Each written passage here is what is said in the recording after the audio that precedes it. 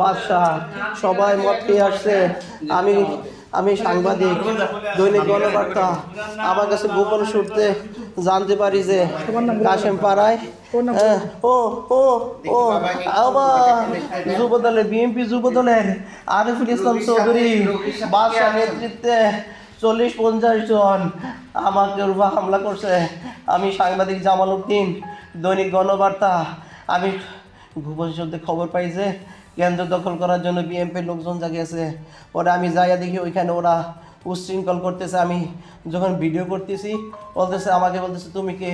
আমি বলতেছি আমি সাংবাদিক। কয় সাংবাদিক মার কই আমাকে সবাই এবং মারতে মারতে সিঁড়ির খালের পাড়ে নিয়ে গেছে।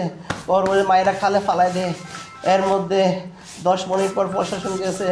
ও আমার কোমর শেষ, আমার মাথা, আমার গলা চিপে ধরছে। আপু ও ও আমার শেষ।